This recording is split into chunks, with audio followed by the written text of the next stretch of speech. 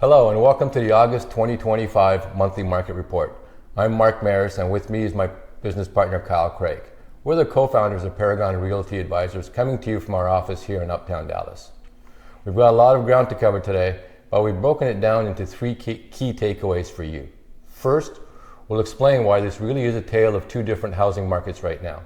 We'll show you how inventory has returned to pre-pandemic levels in two of the four major regions, but is still incredibly tight in the others. And I will explain what buyers and sellers can expect because of that divide. Then we'll dive into how your home price trends are really dependent on location.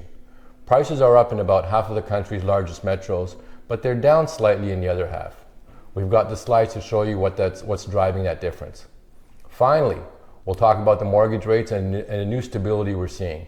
Everyone is watching for lower rates, but we'll show you how today's stable environment creates real opportunities for buyers right now. So let's jump right in. To kick things off, it's crucial to understand that the national real estate market isn't moving as one single unit anymore.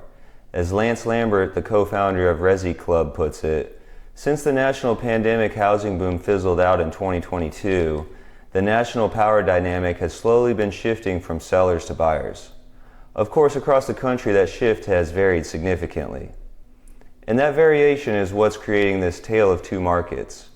What a buyer experiences in Dallas is completely different from what a buyer might see in Rochester, New York. This dynamic is really a story about inventory. According to Realtor.com, the South and West continue to see the greatest inventory gains and the sharpest market slowdowns, with longer time on market and more frequent price cuts. On the other hand, the Northeast and Midwest remain relatively tighter by comparison, but are also gradually moving towards more buyer-friendly conditions. So if you're in the South or West, you're in a market where sellers outnumber buyers. But if you're in the Northeast, there are still more buyers than active sellers, creating a much more competitive environment.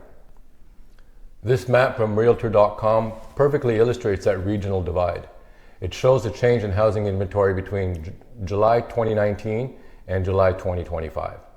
Nationally, we're still about 13.4% below pre-pandemic inventory levels. But look at the state-by-state breakdown. You can see that the deep blue states in the South and the West where inventory has recovered and even surpassed 2019 levels. Right here at home in Texas, inventory is up 32.1% compared to before the pandemic. Florida is up 29.4% and Arizona is up 30.2%. Now contrast that with the Northeast. Connecticut is still down a staggering 71.1%, New York is down 44.2%, and Pennsylvania is down by about 36.5%. This inventory shortage is what keeps upward pressure on prices in those markets. So, when you hear national headlines, remember this map. The story is different everywhere. Kyle, why don't you break down what this inventory shift means at the local level? Thanks, Mark. That state level data really comes into focus when you look at individual cities. Realtor.com notes that of the top 50 largest metros, 13 now have 23% more inventory than they did before the pandemic, and all of them are in the South or West. On the flip side, 17 of those top 50 metros are still lagging at least 25% below their pre-pandemic norms. This data from Zillow shows where that power dynamic really lies. On the left, you'll see the markets where sellers have the most power. Notice a theme? Rochester, Batavia, Syracuse, and Buffalo. New York are all in the top 10. On the right, you'll see where buyers have the most power. It's almost a mirror image dominated by cities in the South. Clewiston, Okeechobee, and Arcadia, Florida are all on the list, along with cities in North Carolina, Alabama, and Georgia. This is where that increased inventory is giving buyers more options and more negotiating leverage. And all of this directly impacts home prices. According to the data from Resi Club, the 50 largest metros are pretty much split down the middle right now. About half are seeing year-over-year price gains, while the other half are seeing slight declines. Now, it's easy to see a headline about prices being down and get nervous, but context is everything. The average home in the U.S. appreciated by 55% over the last 5 years. So for the markets that are seeing a dip, it's typically a modest 3 to 4% correction after years of massive gains. It is certainly not a crash. This is a market normalizing, not collapsing. This all ties back to affordability, which brings us to the biggest topic on everyone's mind, mortgage rates. Mark, what's the latest? Absolutely, Kyle. For months, the big story with mortgage rates was volatility.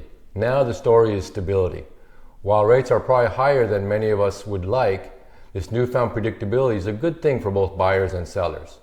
As Sam Cater, the chief economist at Freddie Mac, says, mortgage rates have moved within a narrow range over the past few months. Rate stability, improving inventory, and slower housing price growth are an encouraging combination. You can really see that stability in this chart from Freddie Mac. For most of the year, the 30-year fixed rate has been bouncing between 6.5% and 7%. According to Housing Wire, economists and mortgage professionals are calling this one of the most calm periods for mortgage rates in recent memory. That calm is good for the market. It allows buyers to plan and budget without the fear that rates will spike unexpectedly overnight. And we're seeing this stability have a positive effect. This chart from Mortgage Bankers Association shows the Purchase Application Index. The green bar is this year and the gray bar is last year. You can see that since February, buyer demand based on mortgage applications has been consistently higher than it was at the same period last year. People are adjusting to this new normal and are re-entering the market. So we have stability, but what are the experts projecting about the future? Kyle, what do the forecasts say? The consensus among forecasters is that we shouldn't expect any dramatic changes soon. As you can see from the projections from Fannie Mae, the MBA, and Wells Fargo, most experts see rates staying relatively flat or trending slowly downward through the end of this year and into next. Danielle Hale, the chief economist at Realtor.com, summed it up well. I expect a generally downward trend for rates this year, but at a slow enough pace that it might not be noticeable in any given month. So while we might dip from the current 6.5 to 7% range into a 6 to 6.5% range, nobody is calling for a sudden drop back to 4%. But even small changes can make big differences for affordability. Lawrence Yun, the chief economist for the National Association of Realtors, said, even incremental small changes in mortgage rates, I think, will bring more buyers. This table really breaks down the numbers. On a $400,000 home loan, which is near the national average, a drop from 7 to 6.75% saves you nearly $67 a month on your principal and interest payments. If the rate drops a half point to 6.5%, that's a savings of over $132 every single month. Those savings add up and can be just enough to help a buyer get into a home. With all that said, the expert advice remains consistent. First, don't try to time the market. As Jeff Ostrowski from Bankrate notes, trying to time mortgage rates is really difficult. There's no guarantee that rates are going to be any more favorable in 3 months or 6 months. The risk of waiting for a slightly lower rate is that home prices could rise in the meantime, erasing any potential savings. And second, shop around for your mortgage. Odetta Kushi, Deputy Chief Economist at First American, advises for potential home buyers, it's important to get quotes from multiple lenders for a mortgage, as rates can vary dramatically. This is one of the most effective ways to ensure you're getting the best possible deal for your situation. The bottom line is that this is a professionals market. The headlines don't tell the whole story, and what's happening nationally might not reflect what's happening right here in Dallas. You need an expert who can educate you on the facts so you can make a powerful and confident decision. At Paragon Realty Advisors, we bring you this report each month because we believe that great agents don't just know what's happening, they can explain it. If you're thinking about buying or selling in the Dallas-Fort Worth area, we invite you to visit our website at www.paragondfw.com to see how we can help you.